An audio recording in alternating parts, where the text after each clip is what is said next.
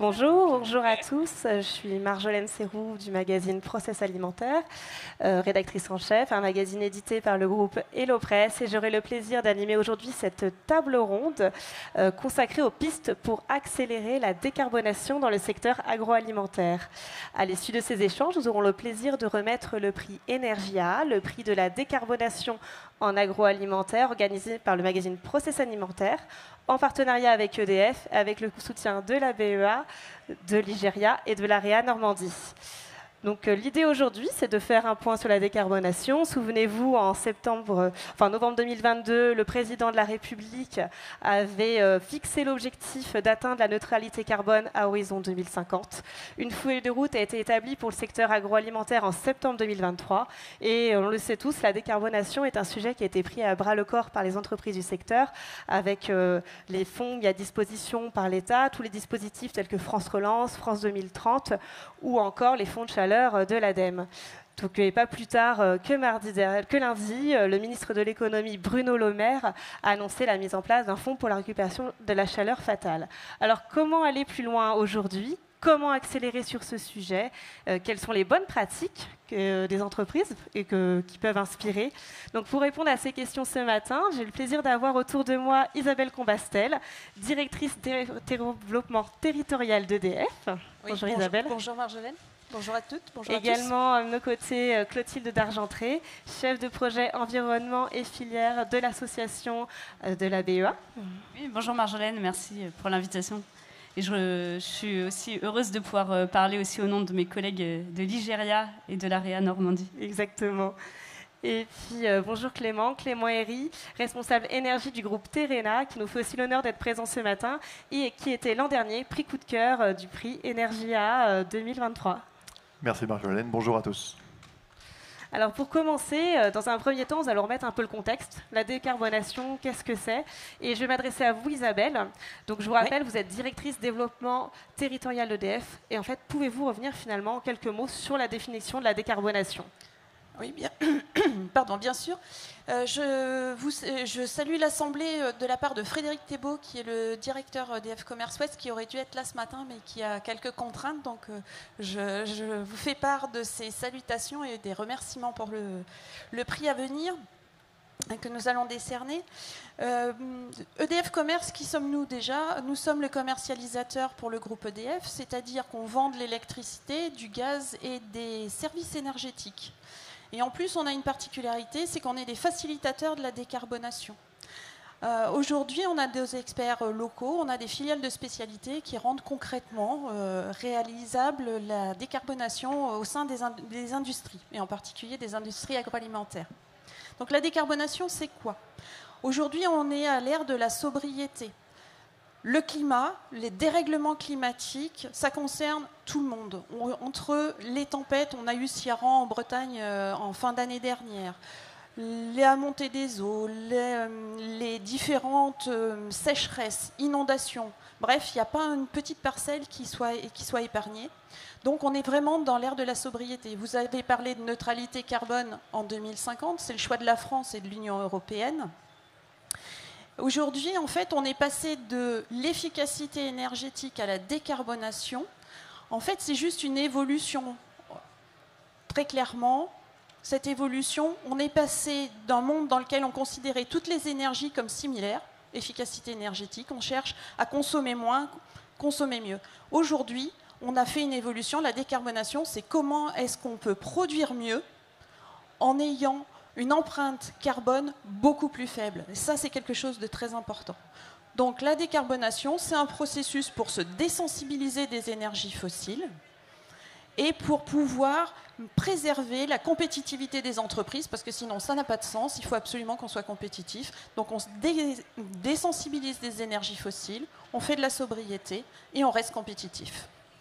Tout à fait. Et vous avez bien dit passer des enjeux d'efficacité énergétique à la décarbonation. Et tout à l'heure, justement, nous allons remettre le prix Energia, qui est devenu depuis l'année dernière le prix de la décarbonation en agroalimentaire. Et donc, Isabelle, finalement, quels sont aujourd'hui les enjeux pour la filière ? Alors, quand on regarde quels sont les secteurs les plus émetteurs de gaz à effet de serre, on se rend compte que les transports arrivent en tête. 31% des gaz à effet de serre sont émis par les transports. Ensuite, il y a 3 secteurs qui arrivent à peu près à égalité avec 19 à 20% d'émissions de gaz à effet de serre. C'est l'agriculture, l'industrie et le bâtiment. Donc on sait que les industriels n'ont pas attendu pour s'emparer de ces sujets de sobriété ou de décarbonation. Et en plus, ils y ont été poussés par des réglementations qui ont un vecteur d'accélération, vous l'avez évoqué tout à l'heure. On peut parler d'audit réglementaire obligatoire, on peut parler d'ISO 50001, on peut aussi parler dans les bâtiments neufs de l'obligation de solarisation à partir de 1000 m². On peut aussi parler de décarbonation des mobilités, puisque en fait, les constructeurs ne pourront plus vendre pour les véhicules aux particuliers de véhicules thermiques à partir de 2035.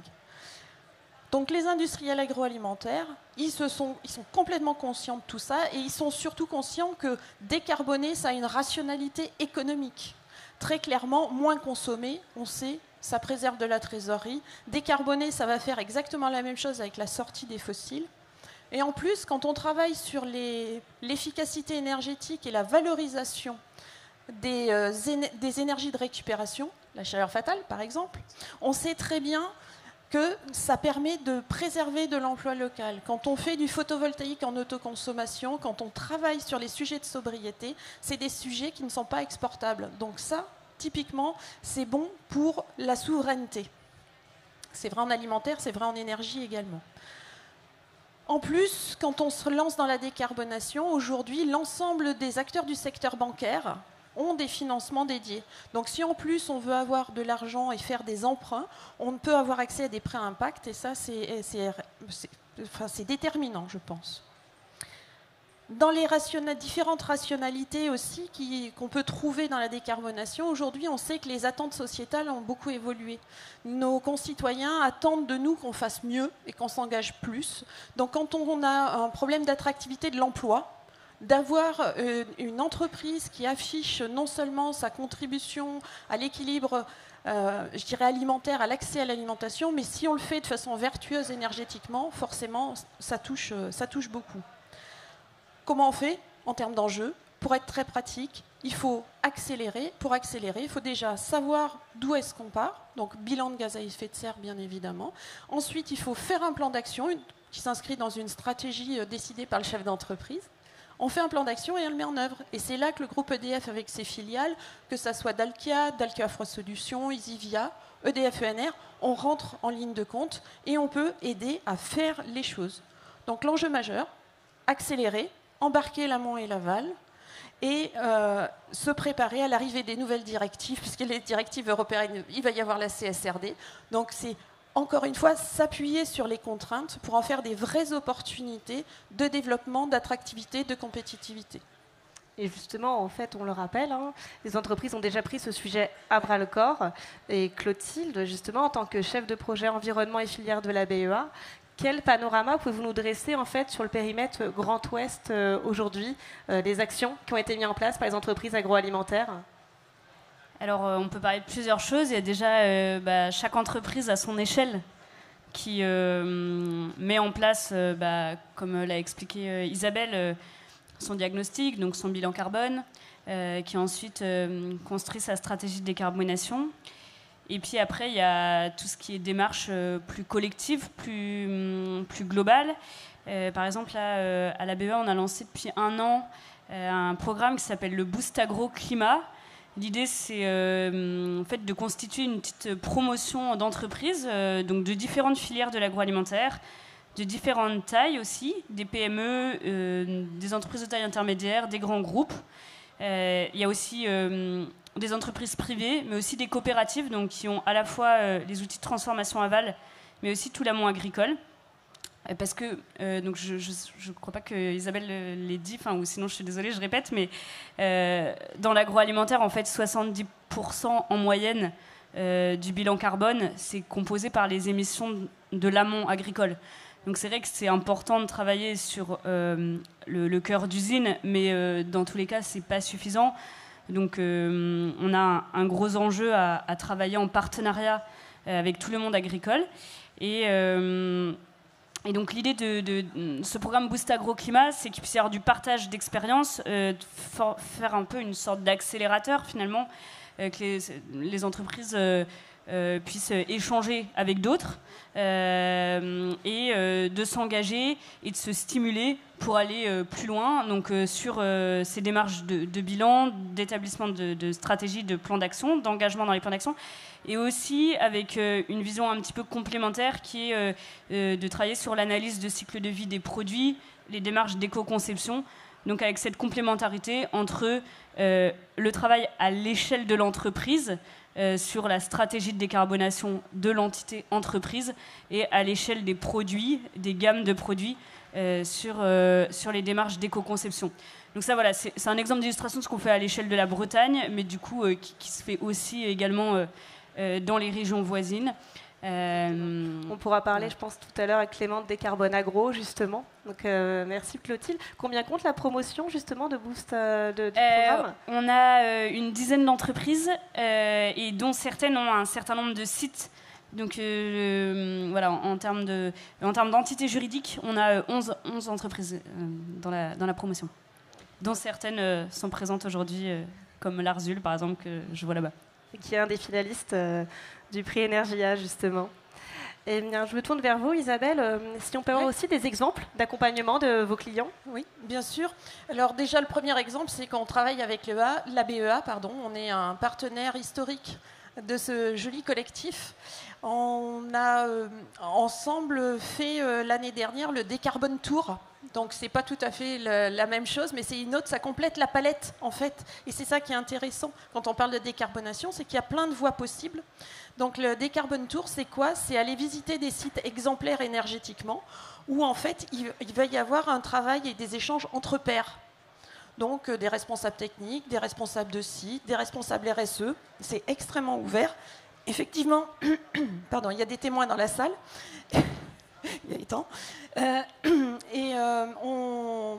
En fait, l'avantage, c'est que ça permet aussi d'aller ouvrir les chakras. L'année dernière, on a visité une entreprise agroalimentaire, et on a aussi été visiter une entreprise qui n'a rien à voir avec l'agroalimentaire. Donc c'est vraiment du partage d'expérience. Comment est-ce qu'on peut s'inspirer les uns des autres ? Comment on accompagne en plus nos clients ? C'est qu'en fait, on va aller du début, voir avec eux à partir de là où ils en sont. Vous l'avez dit, ça a été rappelé, ils ont fait déjà beaucoup de choses. Donc on dit la décarbonation, on ne part pas d'une feuille vierge. Donc en fait, l'idée, c'est de bâtir une stratégie à partir de l'existant, de le mettre en valeur, de le réintégrer dans une démarche finalement plus large, mais néanmoins de le prendre en compte et de s'appuyer dessus, c'est un vrai socle. Donc nous, on part là-dessus.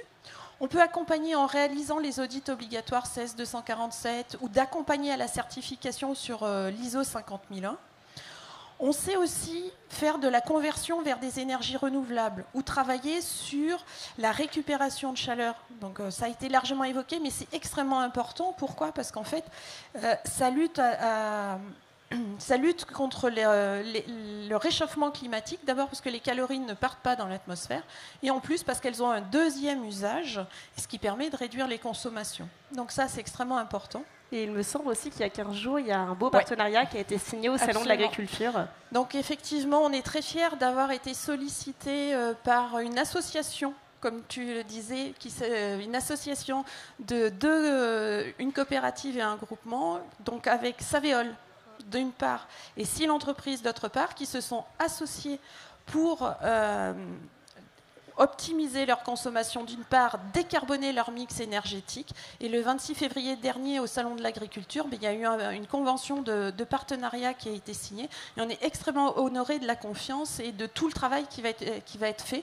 Donc rendez-vous à prendre pour plus tard, pour qu'on puisse en témoigner ensemble. Voilà. Et en témoignage, nous avons ce matin Clément Herry, responsable énergie du groupe Terrena. Donc l'année dernière, vous avez obtenu le prix coup de cœur du prix Energia, qui a été décerné par le jury à l'issue d'une très longue délibération. Vous avez inauguré justement l'an dernier l'abattoir Galiance à Ancenis. Et cet abattoir avait une particularité, c'est dès les prémices du projet, vous avez pris en compte ces enjeux de sobriété énergétique et de décarbonation. Peut-être, avant de nous faire le bilan un an après, peut-être nous dire aujourd'hui déjà, nous rappeler le contexte de ce projet. Oui, alors on a levé le cas particulier de construire un nouvel abattoir. Donc ça, c'est pas ce qui arrive tous les ans. Et on avait 3 objectifs. Le premier, c'était évidemment le bien-être animal et les conditions de travail de nos salariés. Et enfin, la performance industrielle, au sein de laquelle on mettait l'énergie. Donc on est parti sur une philosophie qui était de dire on va épuiser au maximum toutes les chaleurs fatales disponibles. Et pour ce faire, on a lancé une consultation en partant de la conception à la réalisation et à l'exploitation de nos utilités dans l'usine, avec un engagement de performance sur les ratios de production des utilités. Très bien, Clément. Et justement, 1 an après, quel bilan? Et justement, 1 an après, donc au-delà du contexte un peu compliqué, puisqu'on a fait tout ça dans le cadre de la grippe aviaire, ce qui fait que la montée en charge de l'usine n'était pas tout de suite à son maximum. On a mis du temps, on a aussi profité de ce temps pour voir la saisonnalité qui s'appliquait à nos utilités. Et pour finir au final, 1 an après, à constater que les ratios sur lesquels on était parti, on les rencontre. Et donc aussi bien le chaud que le froid, aujourd'hui, on tient les ratios de production qu'on avait imaginés au moment de la consultation. Et justement, donc ces ratios-là, vous m'expliquez un peu la particularité. Vous avez connu l'influenza aviaire, en fait. Donc aujourd'hui, en fait, vous savez exactement que ces ratios-là sont tenus. Et après, l'idée, ça va être, on va en parler juste après, d'avancer avec la perspective du groupe Terrena. Avant, je voulais revenir avec vous sur... on a parlé avec la BEA des accompagnements. Vous avez participé à l'action Décarbone Agro de l'Igéria. Pouvez-vous nous en dire un petit mot, justement, pour illustrer ces accompagnements? Alors, l'action Décarbone Agro de l'Igéria avait plusieurs ateliers, donc j'ai participé à un et des collègues ont participé à d'autres. Sur celui sur lequel j'ai participé, clairement, en fait, on rencontre ce pourquoi on participe, à savoir, là, c'était la supervision des utilités. Mais en réalité, comme ça a été dit un petit peu en filigrane juste avant, le vrai sujet, c'était de croiser les autres industriels, à savoir où ils en sont, comment ils prennent le sujet, quelles expériences positives et négatives ils ont vécues, et desquelles on peut s'inspirer pour ne pas se tromper ou justement aller plus vite. Et je pense que c'est le point qui ressort de tous les participants. Merci Clément. Justement, on a évoqué effectivement les perspectives pour le groupe Terrena. Vous avez une feuille de route qui est établie.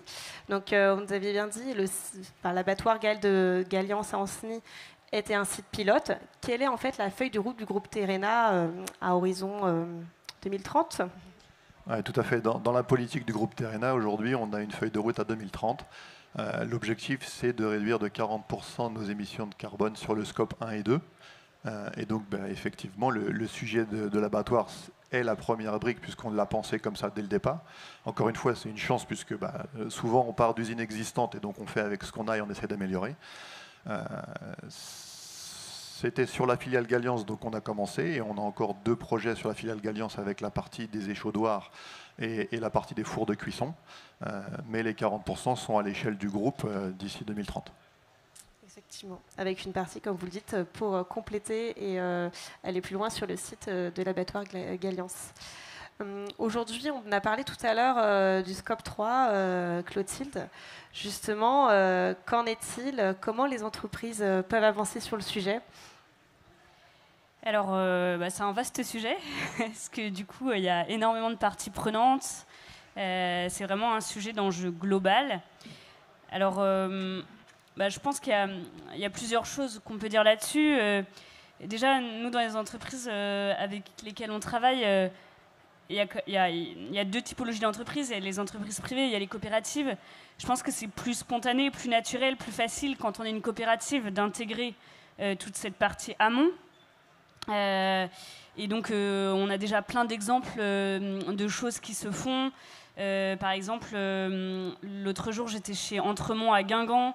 Ils sont en train de lancer une chaudière biomasse où ils ont tout un plan d'accompagnement des agriculteurs, enfin des éleveurs qui leur fournissent le lait, aussi pour travailler du coup sur la réimplantation de haies, sur l'entretien de ces haies et sur le lien avec la fourniture de la chaudière. Et puis après, peut-être ça peut être intéressant de dire 2 mots. Au niveau breton, en fait, la région Bretagne, le conseil régional a souhaité travailler avec le Shift Project sur une déclinaison bretonne du plan de transformation de l'économie française. Et donc, dans le cadre de ce travail-là, donc ils étudient plutôt le résultat final en fait de la transformation. Et du coup, la filière forcément est obligée, et se pose les questions sur le comment. Voilà, ils travaillent sur des scénarios qui aboutissent à des résultats, et donc on est d'accord ou pas d'accord avec ces scénarios et ces résultats, mais dans tous les cas, du coup, nous, on choisit au niveau de la filière de se saisir de ce travail-là pour faire ce travail collectif. C'est quoi la méthode, en fait, comment on travaille cette décarbonation en incluant vraiment les 3 scopes, encore une fois. Et donc, voilà, on a tout au sein du conseil d'administration de la BEA, par exemple, donc on a des dirigeants de différentes entreprises, et c'est vraiment quelque chose qui nourrit les échanges.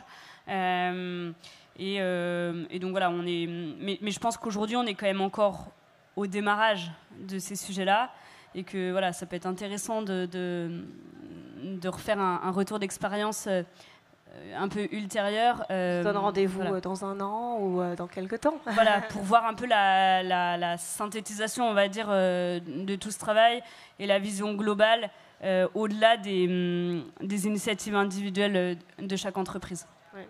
Mais dans tous les cas, c'est sûr qu'aujourd'hui, moi, je connais pas, il n'y a pas une entreprise avec qui je discute sur ces sujets qui n'intègre pas le scope 3 dans ses réflexions. En fait, c'est fondamental. Bien sûr.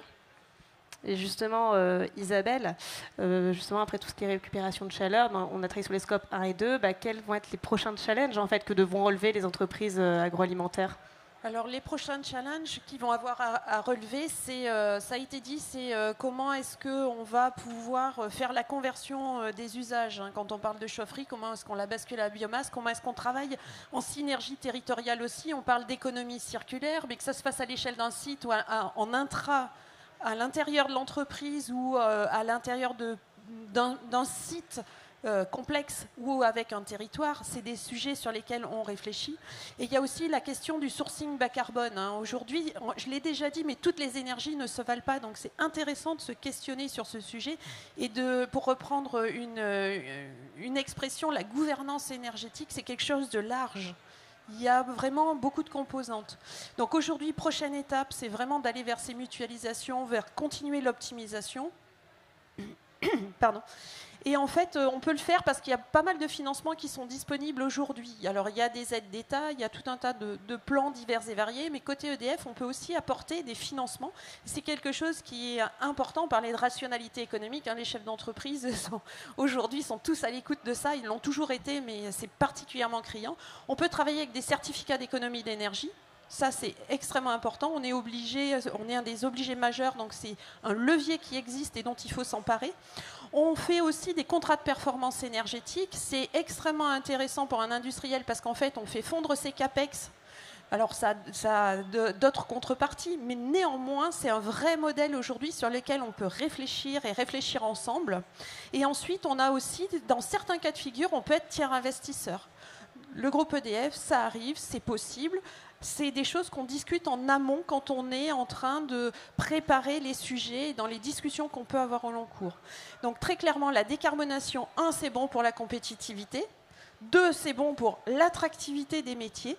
C'est bon aussi pour la souveraineté de nos territoires. Quand on fait de l'économie circulaire, c'est vraiment quelque chose d'important. Et au sein d'une même entreprise ou d'une coopérative, c'est clé. Ouais, enfin, c'est vraiment ce qu'on pense. Et c'est surtout bon pour la qualité de vie sur notre petite planète et pour la biodiversité, parce que quand on parle d'agroalimentaire, d'agriculture, d'agroalimentaire, ça sert aussi à ça, et c'est un de nos fondamentaux. Donc on est vraiment ravis d'accompagner et de mettre nos savoir-faire et notre expérience à disposition de nos partenaires industriels ou des associations comme la BEA, sachant qu'on vient de passer déjà de consommer moins à consommer mieux. On est vraiment aujourd'hui à l'heure de produire mieux en réduisant notre impact carbone et en le faisant à la source. Effectivement, on ajoute cette nouvelle brique dans cette démarche qui est déjà bien engagée. Exactement. Et ce prix est là pour en témoigner. Exactement, avec déjà 10 ans, et on peut fêter cette année le 11e anniversaire. Pour le mot de la fin, Clément Herry, est-ce qu'il y aurait une bonne pratique, un conseil que vous souhaitiez partager? Parce que je sais qu'il y a des industriels qui sont présents dans la salle. Oui, alors c'est le contexte de la grippe aviaire qui nous a poussé à faire une réception très longue, comme je disais. Mais l'intérêt, c'est que la saisonnalité est prise en compte. Et que si j'avais un conseil à vous donner, c'est prenez le temps de bien réceptionner vos installations dans la durée. Mettez en place des indicateurs qui vous permettent de suivre que cette performance ne dérive pas dans le temps. Et du coup, vous pérenniserez votre performance. Merci Clément, merci à tous les trois, merci Isabelle, merci Clotilde pour ces échanges. Pour le mot de la fin, Clément Herry, est-ce qu'il y aurait une bonne pratique, un conseil que vous souhaitiez partager? Parce que je sais qu'il y a des industriels qui sont présents dans la salle. Oui, alors c'est le contexte de la grippe aviaire qui nous a poussé à faire une réception très longue, comme je disais. Mais l'intérêt, c'est que la saisonnalité est prise en compte. Et que si j'avais un conseil à vous donner, c'est prenez le temps de bien réceptionner vos installations dans la durée. Mettez en place des indicateurs qui vous permettent de suivre que cette performance ne dérive pas dans le temps. Et du coup, vous pérenniserez votre performance. Merci Clément, merci à tous les trois, merci Isabelle, merci Clotilde pour ces échanges.